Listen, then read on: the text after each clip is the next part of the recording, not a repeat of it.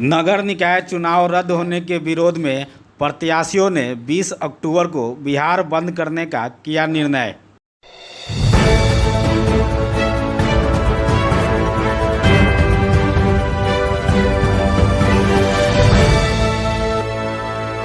नगर निकाय चुनाव में नामांकन दाखिल कर चुके सभी प्रत्याशियों ने सामूहिक रूप से आरक्षण बचाओ देश बचाओ नारे के साथ रविवार को शहनाई विवाह भवन के सभागार में आरक्षण बचाओ मोर्चा के बैनर तले बैठक की। इसमें सर्वसम्मति से यह निर्णय लिया गया कि 20 अक्टूबर को मतदान था।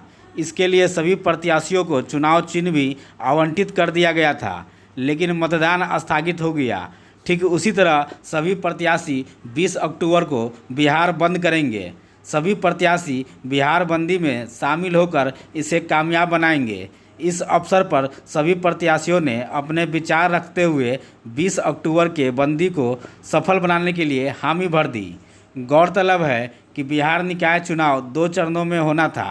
पहले चरण का मतदान 10 अक्टूबर को और दूसरे चरण का मतदान 20 अक्टूबर को होना था, लेकिन हाई कोर्ट के निर्देश पर दोनों चरणों के चुनाव को स्थगित कर दिया गया। चुनाव स्थगित होने के बाद प्रत्याशियों में रोष पैदा हो गया है। सभी लोग हाई कोर्ट के इस निर्णय पर विरोध जता रहे हैं। उनका कहना है कि यह निर्णय सरकार की जिम्मेवारी थी कि आरक्षण नीति की समीक्षा कर आरक्षण लागू करना चाहिए था। सरकार ने अपने स्तर से इसकी समीक्षा करके ही आरक्षण लागू किया होगा। मैं राजनारायण, संयोजक जनहित अभियान। आज आरक्षण बचाओ मोर्चा के बैनर तले एक बैठक बुलाई गई और इस बैठक में प्रेस वार्ता की गई। आने वाले 20 तारीख को बिहार बंद करने का आह्वान किया गया। किस लिए किया गया? अभी हाल में पटना उच्च न्यायालय ने नगर निकाय के चुनाव में जो व्यवस्था चल रही थी, जो आरक्षण सरकार के द्वारा दी गई थी, उस आरक्षण पर तत्काल रोक लगाते हुए चुनाव पर भी इन्होंने तत्काल रोक लगा दिया।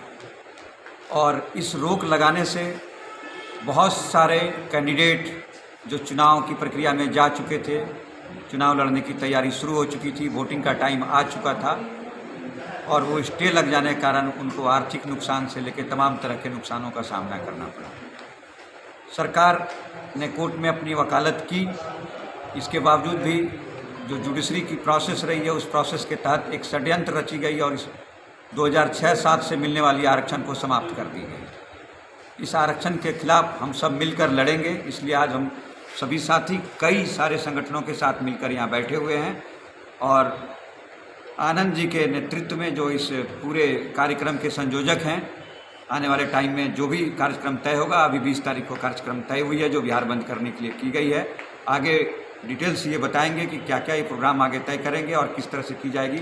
उसमें जनहित अभियान का पूरा समर्थन है और रहेगा।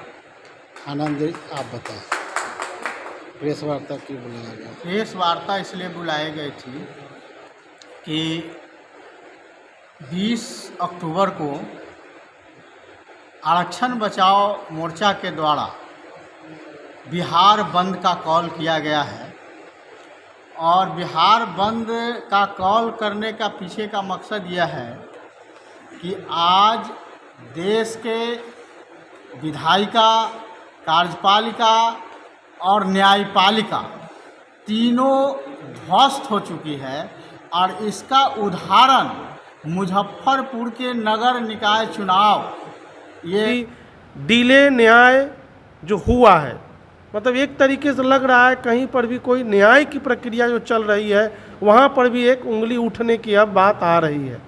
और हमें लग रहा है कि यदि लोकतंत्र में इसी तरीके का हर समय ढूल मूल नीति अपनाई जाएगी तो आज देश हित में यह सही नहीं जा रहा है। जनता एकदम व्याकुल थी यहाँ की।